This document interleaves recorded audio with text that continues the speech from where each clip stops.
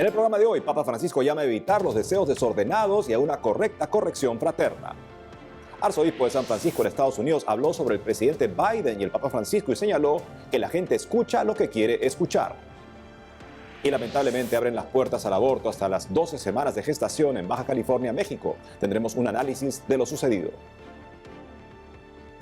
Hola amigos, qué gusto saludarlos en su programa de noticias con enfoque católico EWTN Noticias. Soy Eddie Rodríguez Morel.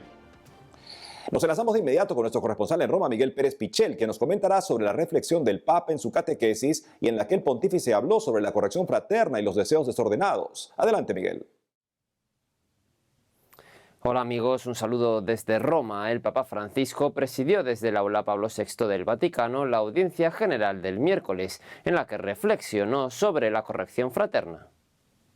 En su catequesis, en la que continuó con la serie de meditaciones sobre la carta de San Pablo a los Gálatas, el Santo Padre señaló que hay que evitar los deseos desordenados. Sin embargo, recordó que cuando se trata de corregir en otro esos desórdenes, no hay que olvidar que la regla suprema de la corrección fraterna es el amor.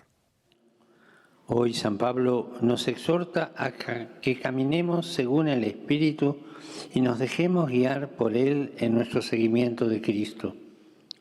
Estas expresiones indican que la vida cristiana es acción, movimiento, dinamismo. Al mismo tiempo, el apóstol nos dice que hay que evitar el camino opuesto, al que llama los deseos desordenados.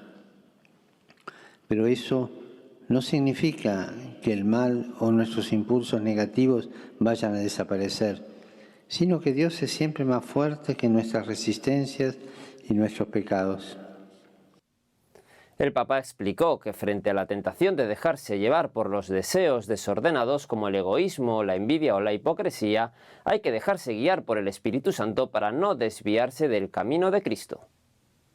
El pontífice recordó que el apóstol San Pablo exhorta a los cristianos a caminar según el Espíritu Santo, porque creer en Jesús significa seguirlo, ir detrás de él en su camino. Por otra parte, este caminar según el Espíritu no es solo una acción individual, implica también a la comunidad. Para poder combatir los deseos de la carne que no favorecen la comunión, como la envidia, la hipocresía, el rencor, las críticas destructivas, es necesario dar espacio a la gracia y a la caridad. El amor es la regla suprema para poder seguir el camino del Cristo. Nos hace conscientes de nuestra propia fragilidad y nos hace misericordiosos y solidarios con las dificultades y debilidades de los demás. Por el momento esta es toda la información desde Roma. Informó para EWTN Noticias Miguel Pérez Pichel. Gracias, Miguel, por la información.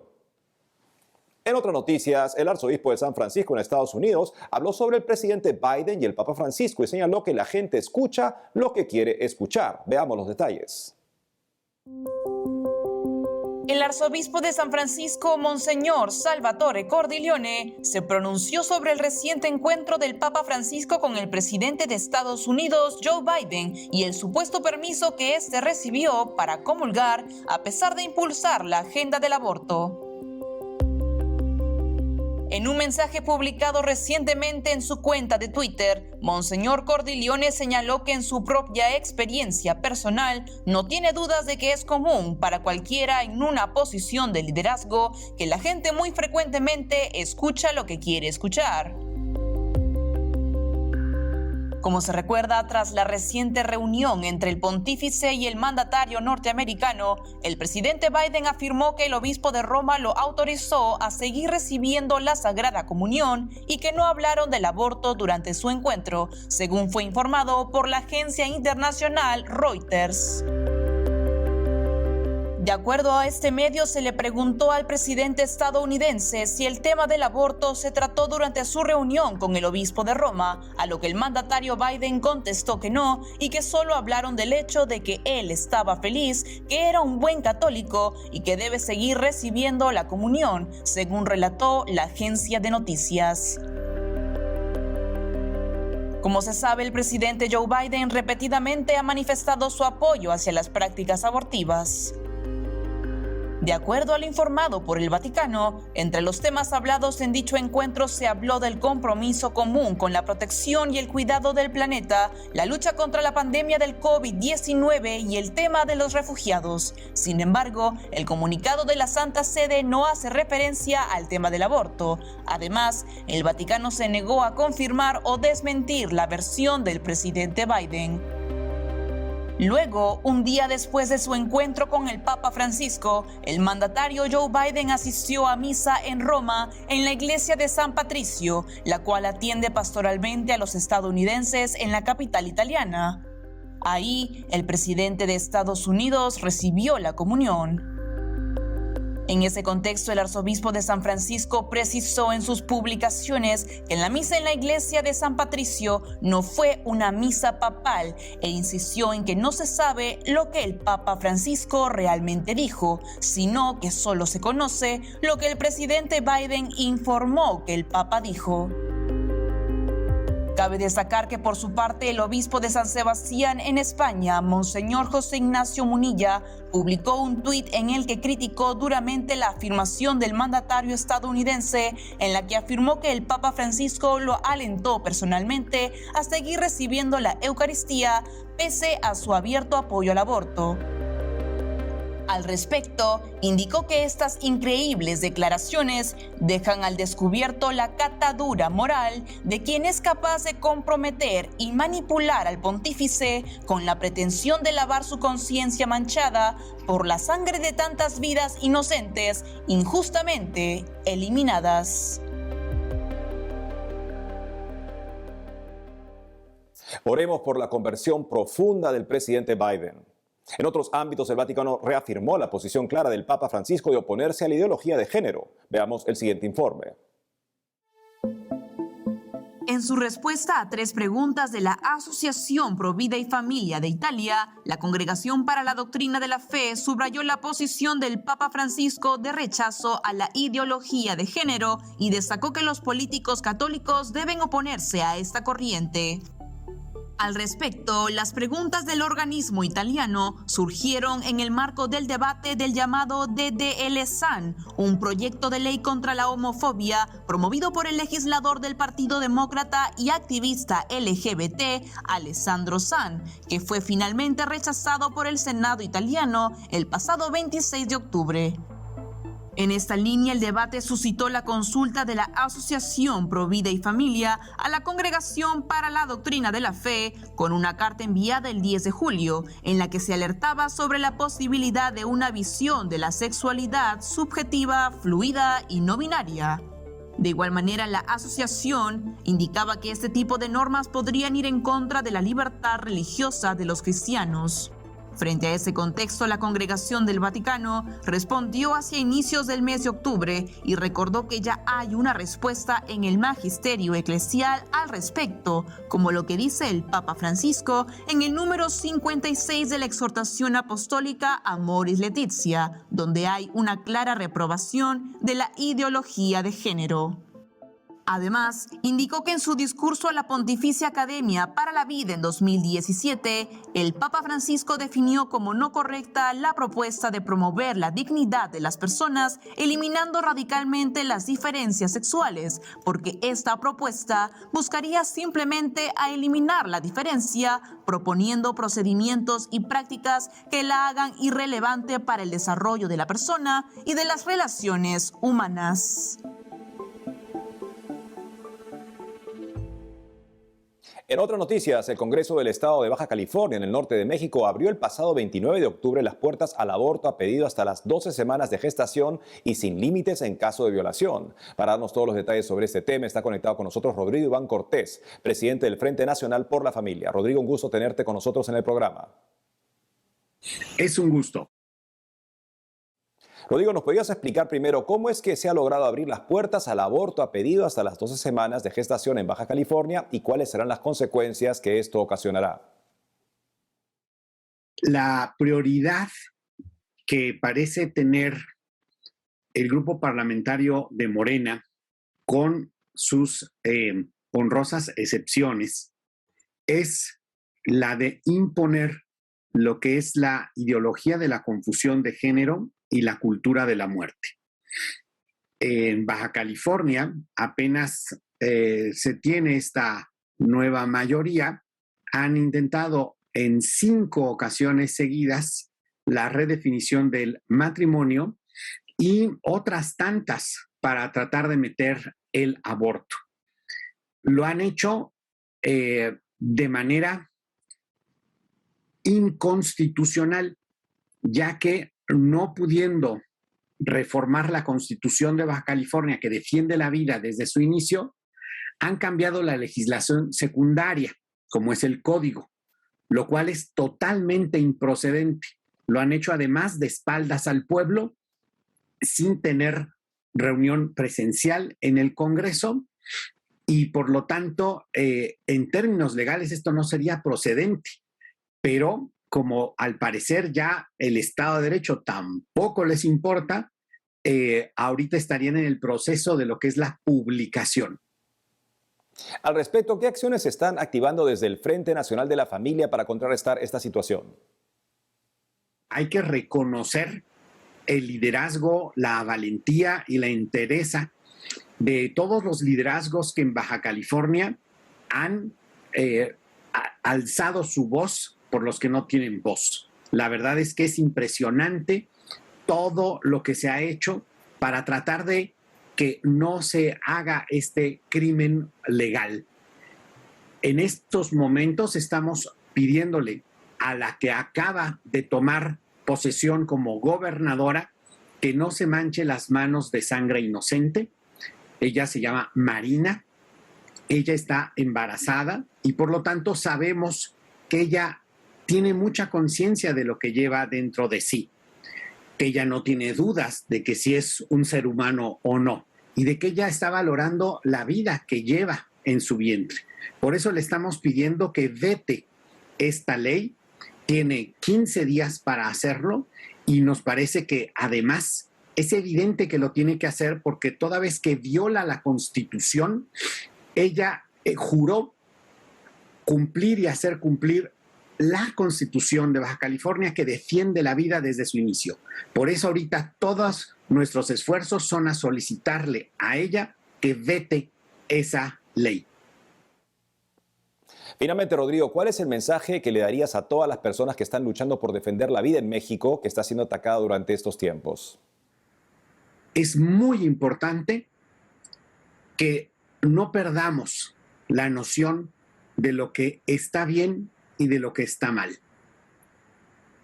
El empeño que están haciendo quienes promueven la cultura de la muerte no es nada más cambiar una ley, no. Es anestesiar las conciencias de las personas para hacerles creer que el crimen del aborto es algo bueno y que es un derecho. Y que matar a un ser humano inocente y vulnerable no es nada malo. Eso es lo principal que tenemos que resistir. Por lo tanto, esta andanada que está fuertísima tras los ataques de la Suprema Corte, del Poder Ejecutivo y de los diversos niveles del Poder Legislativo, la invitación es con urgencia a resistir estas malas iniciativas de ley, a hacer conciencia lo más posible a todas las personas, recordando lo que decía la Madre Teresa de Calcuta. Si no se respeta la vida, no hay paz posible. Y no estamos llamados a tener éxito en todas las ocasiones, no. Estamos llamados a ser fieles en todas y cada una de ellas. Rodrigo Iván Cortés, presidente del Frente Nacional por la Familia, gracias por habernos acompañado hoy en EWTN Noticias. Gracias a ustedes. Gracias, Rodrigo. Amigos, tenemos que ir a una pausa, pero al volver, miles de hombres mexicanos honran a la Virgen de Guadalupe en casi 30 ciudades. Además, peregrinación virtual a Tierra Santa sumó a casi 100,000 en todo el mundo. Ya retornamos con más noticias con Enfoque Católico.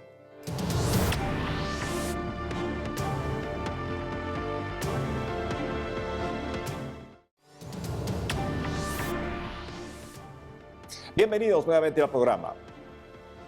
Ahora les contamos que hace unos días miles de hombres en cerca de 30 ciudades de México realizaron un acto público de fe, arrodillándose ante Nuestra Señora de Guadalupe con la finalidad de honrarla y ponerse a su servicio.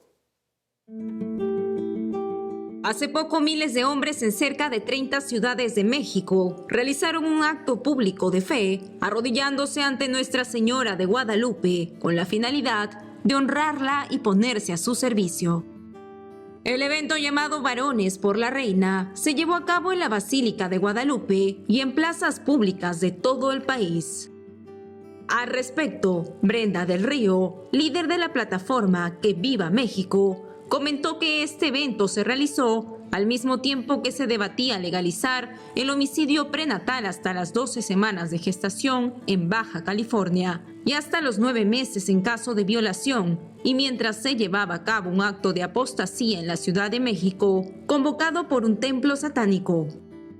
Por otra parte, la líder de la plataforma Que Viva México dijo que todas las poblaciones llevaron el mismo programa y la misma intención: honrar a la Reina de México, mostrarle adhesión a sus proyectos y rendición de su masculinidad al servicio de los planes de la Reina.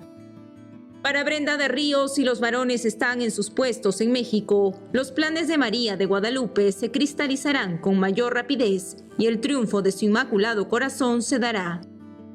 Cabe señalar que algunas de las ciudades donde se realizó el evento fueron Ciudad de México, Guadalajara, Ciudad Juárez, Querétaro, Fresnillo, Puerto Vallarta, Ojuelos, Mérida, Palacio Ciudad Guzmán, entre otros.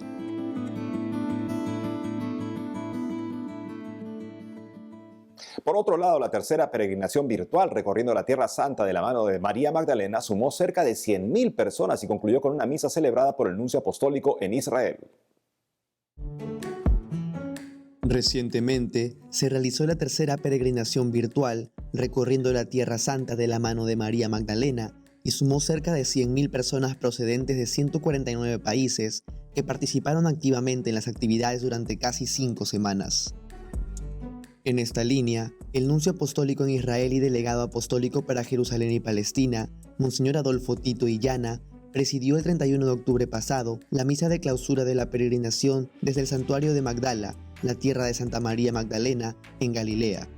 De esta manera, la Eucaristía fue concelebrada por Monseñor Mauro Laggi, de la Nunciatura Apostólica en Jordania, el padre Juan María Solana, que dirigió el retiro virtual, y algunos de los sacerdotes de la Congregación de los Legionarios de Cristo, que realizaron su ministerio en Tierra Santa. Al finalizar la celebración, el padre Solana, sacerdote de los Legionarios de Cristo, expresó su agradecimiento a todos los peregrinos. Por último, tras la celebración de la misa, se realizó una rifa entre todos los inscritos y se anunció el tema de la cuarta peregrinación virtual, recorriendo Tierra Santa de la mano de Moisés, que se celebrará durante la Cuaresma de 2022.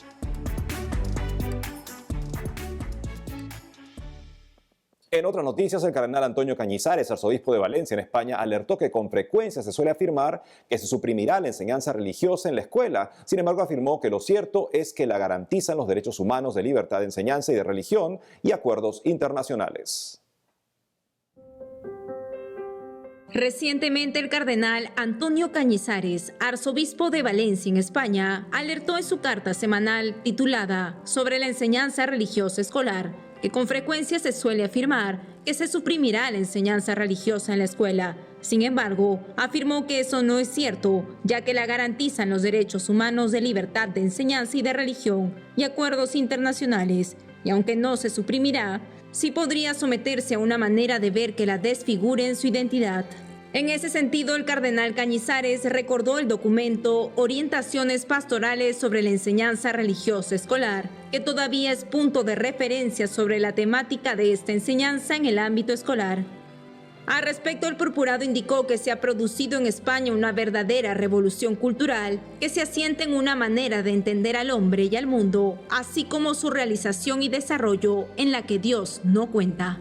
En este contexto, el cardenal explicó que es importante tener en cuenta que actualmente España está inmersa en una profunda crisis de humanidad y de norte moral, y por lo tanto, es muy importante ofrecer a las nuevas generaciones un horizonte moral, una formación con principios y valores y fines que permitan al hombre existir en el mundo no solo como consumidor y trabajador, sino como persona, capaz y necesitada de algo que otorgue a su existir dignidad junto a lo que la sociedad, la economía y la historia vayan ofreciéndole sucesivamente. A todo esto, el cardenal Cañizares insistió en que es la hora de educar y no solo de transmitir técnicas, destrezas, competencias o estadísticas.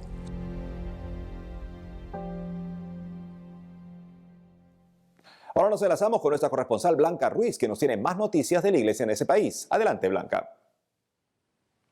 Hola amigos, les saludo desde España, desde donde les traigo las últimas noticias. En concreto comenzamos con la reciente celebración de la festividad del Día de Todos los Santos y también de los fieles difuntos.